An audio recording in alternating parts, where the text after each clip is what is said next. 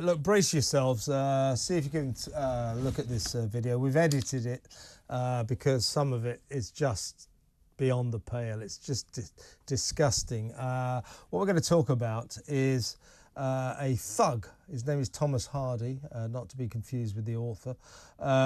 He's from Teesside, and last year, it was July the 18th last year, he was caught on camera viciously attacking a poor little cockapoo puppy. There he goes. Look at this. I mean, it gets worse, trust me. So basically what he does, he was caught throwing the terrified little cockapoo into a lift before kicking her and then smashing the security camera after finally realising he was being filmed. And then in a separate incident, 10 days later, he grabbed another dog by the neck before violently putting him on a lead and yanking him off his front feet. Basically, this was past the RSPCA and a prosecution unfolded. Look at him, look at him, look at him.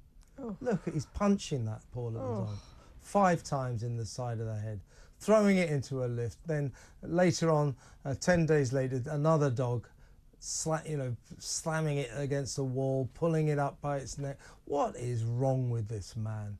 What is wrong with him? Look at that poor little dog there, cowering in the corner of that. Honestly, I want to say something to this guy, but we're on air. Honestly, I don't know what to say. I'm so furious about this. Look, here's the point. He went into court today, and guess what? He was given a suspended sentence. And look, how are we going to prevent this kind of horrific cruelty, this horrific treatment of defenceless, innocent animals, if the punishment is, oh, you naughty boy, slap you on the wrist, now go away and don't do it again, because if we do it again, we might send you to prison. He got a suspended sentence for 2 years, so he didn't go, he walked free after this. And this country, I can't even remember anyone ever getting sent to jail for cruelty to animals. And how are we going to stop it if there's no deterrent? Veteran listeners to my show know that this is a bit of a thing of mine. And Isabel Oakeshott, who's with me now, I know that she's an animal lover too. Look at that guy. You get the face you deserve, don't you? You get the face you deserve. And that's this poor little puppy. I mean, I'm so furious about this.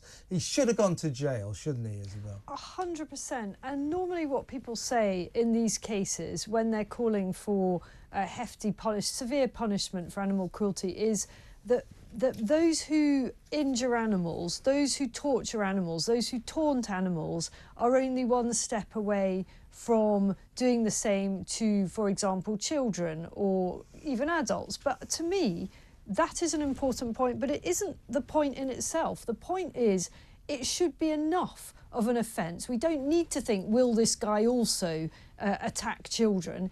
It is enough that he attacks animals that he should be punished most severely for it.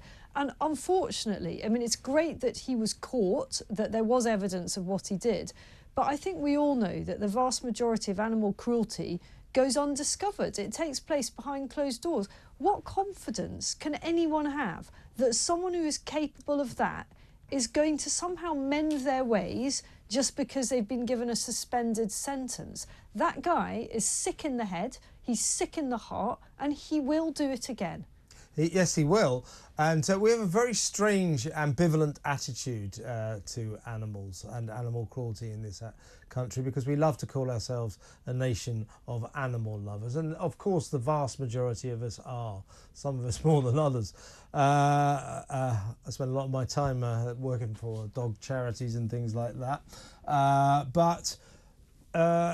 And yet people eat lamb. Well, and yet yeah, people eat veal. I don't eat meat, he said, polishing his halo. I don't eat either of those two things. But here's the thing. I think it's a really important point about, the ambivalence. Because do you remember many years ago, somebody took I think they took a chicken into Trafalgar Square, a hen, and they began plucking it and treating it. I tell you what they did. They put it in a battery farm cage.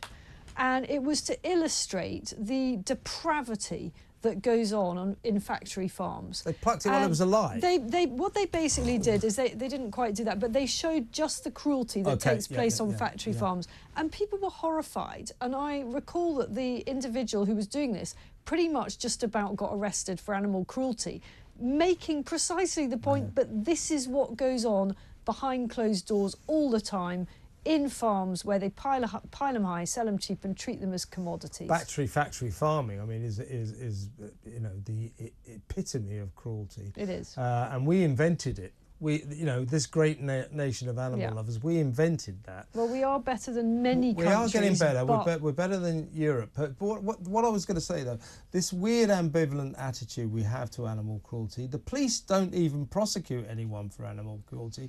All animal cruelty cases have to be brought by the RSPCA. So if you want to get someone for being cruel, you have to go to the RSPCA, satisfy the RSPCA that this person is cruel.